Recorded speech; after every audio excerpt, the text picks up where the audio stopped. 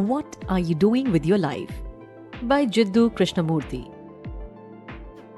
कभी ना कभी हम सबके मन में ये सवाल जरूर उठा है कि आखिर हमारी जिंदगी का मकसद क्या है। हो सकता है आपने ये भी सोचा हो कि कैसे कुछ लोग अपनी जिंदगी में खुशियां ढूंढने और उसे बनाए रखने में कामयाब होते हैं। हो सकता है आपने सोसाइटी में मौजूद प्रॉब्लम्स के बारे में खूब सोचा हो और कुछ सोल्यूशन भी निकालने की कोशिश की हो। इस समरी में आप ऐसे ही कुछ बुनियादी सवालों के जवाब पाएंगे। हालांकि यहाँ पर आपको कोई आसान जवाब नहीं मिलेंगे। आगे चलकर इस समरी में आप जो कुछ जाने, हो सकता है वो आपको प्रोवोक कर दे। मिसाल के तौर पर सस्टेन्ड हैप्पीनेस नाम की कोई चीज होती ही ना हो तो, जिंदगी के मकसद की तलाश करना चीजों को समझने का गलत तरीका हो तो। आगे आप जो भी जानेंगे वो आपकी पहले से बनी सोच को चैलेंज करने के साथ ही आपको इंस्पायर भी करेगा। इस समरी में आप जानेंगे कि आपके कल्चर की कंडीशन ने आप पर क्या असर डाला है, क्यों रेवोल्यूशन से कुछ नहीं बदलेगा और इंटेलेक्ट और इंटेलिजेंस में क्या फर्क है। तो चलिए शुरू करते हैं। आपकी कंडीशन की वजह से आप चीजों को वैसे नहीं देख पाते जैसी असल में वो हैं। कुछ पल के लिए ठहरिए और सोचिए आप इस दुनिया को कैसे समझते हैं या क्या समझते हैं। मिसाल के तौर पर लव या प्यार को ही ले लीजिए। जब से आप पैदा हुए हैं आपने इस शब्द के बारे में जाना है और इसी जानकारी की वजह से लव को लेकर आपकी एक सोच डेवलप हुई है। हो सकता है लव शब्द सुनते ही आपके मन में एक हैप्पी कपल और उनकी वेडिंग का ख्याल आ जाता हो, या फिर ढेर सारे फूलों का सरप्राइज गिफ्ट के तौर पर मिलना ही आप लव समझते हो। चाहे जो भी हो, आप लव को अपने सोशल, इकोनॉमिक, कल्चरल बैकग्राउंड पर डिपेंडेंट एक कंडीशन के तहत ही देखते हैं। इससे पता चलता है कि लव को लेकर आपकी समझ बहुत छोटी है और इसका जो एक कॉम्प्लेक्स कॉन्सेप्ट है आप उसके बारे में नहीं जानते। जब आपकी पहली वाली जानकारियां आपके सामने कंडीशन रख देती हैं कि हाँ दुनिया ऐसी ही है, तो आप दुनिया को इसकी हकीकत और कॉम्प्लेक्सिटी के साथ नहीं समझ पाते। जिंदगी कभी भी एक जैसी नहीं होती है, लेकिन दुनिया को लेकर आपकी खास सोच की वजह से आप समझते हैं कि लाइफ फिक्स्ड है। आपका दिमाग आपके कल्चरल बैकग्राउंड और बिलीफ सिस्टम से बंधा हुआ है। ये जानने के लिए कि जिंदगी हकीकत में कैसी है, इसके उतार चढ़ाव को समझने के लिए आपको अपना जहन और नजरिया बदलना होगा। अगर आप खुद को जिंदगी के बदलते हुए नेचर से नहीं जोड़ेंगे तो पूरी तस्वीर कभी नहीं देख पाएंगे। बस अपने बनाए हुए छोटे से दायरे में बंस कर रह जाएंगे। मिसाल के तौर पर अगर आप किसी फूल को खिलते और फिर मुरझाते हुए देखते हैं तो इसे लेकर हर दिन आपकी सोच बदलती रहेगी। ईमानदारी से एनालिसिस किया जाए तो एकदम वैसी ही जिंदगी है। इसके बारे में कोई एक सोच लंबे वक्त तक नहीं चल सकती। इसे बहुत तवज्जो देने की जरूरत है। जिंदगी को और इसकी सच्चाई को समझने के लिए आपको उन सभी थ्योरीज और सिस्टम को नजरअंदाज करना होगा जो जिंदगी को पूरी तरह से समझने का दावा करते हैं। ये काम थोड़ा मुश्किल हो सकता है, खास तौर पर तब जब आप अपनी पहचान को एक सोशलिस्ट, कैपिटलिस्ट, क्रिश्चियन या हिंदू के तौर पर समेट लेते हों। अगर आप किसी रिलीजन या आइडियोलॉजी को फॉलो करते हैं तो आप किसी भी सिचुएशन को दुनिया को लेकर अपने नजरिए में फिट करने की कोशिश करेंगे, चाहे वो सिचुएशन आपके बिलीफ सिस्टम से पूरी तरह अलग ही क्यों ना हो।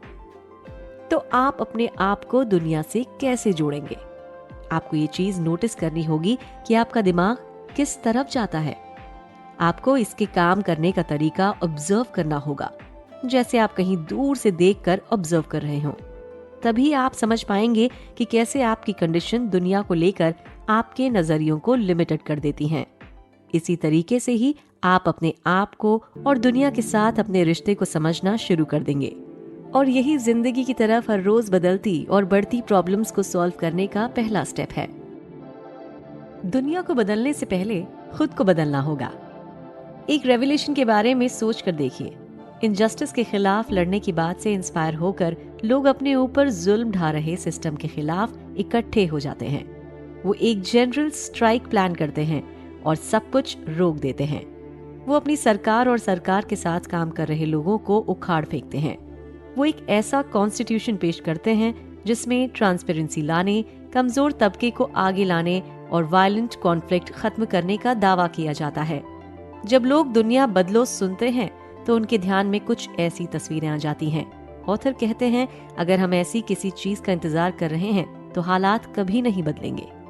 हम ये बात पहले से ही जान चुके हैं कि अगर हम बड़े बड़े आइडियाज और पिछली कहानियों के आधार पर दुनिया को समझाने की कोशिश करते हैं तो हम इसे साफ तौर पर कभी नहीं समझ पाएंगे। ये हमें किसी भी तरह के पॉजिटिव चेंज लाने से भी रोक सकता है। अगर हम दुनिया को बेहतर बनाने के लिए किसी रेवोल्यूशन, स्पिरिचुअल ट्रांसफॉर्मेशन का इंतजार कर रहे हैं तो हम हकीकत नहीं समझ पा रहे हैं। हकीकत ये है कि बदलाव हमारे अंदर से आता है, बाहर से नहीं। इस दुनिया में बहुत सारे लोग एक दूसरे से मिलजुल रहे हैं। हमारी दिक्कतें कोई बहुत बड़े पॉलिटिकल या रिलीजियस लेवल से नहीं, बल्कि इन्हीं छोटे छोटे मसलों से शुरू होती हैं। हमारी दिक्कतों की वजह फासिज्म, कैपिटलिज्म या रिलीजन नहीं, बल्कि हमारे दिमाग का सही से काम ना करना है। चाहे हम इकोनॉमिक इनइक्वालिटी की बात करें, जंगों की बात करें या फिर साइकोलॉजिकल बीमारियों की, प्रॉब्लम्स की असल वजह हम खुद हैं। ऑथर के मुताबिक सबसे बड़ी प्रॉब्लम हमारी अपनी बनावट है, जो हमें दुनिया में चल रही हर चीज के खिलाफ खड़ी कर देती है।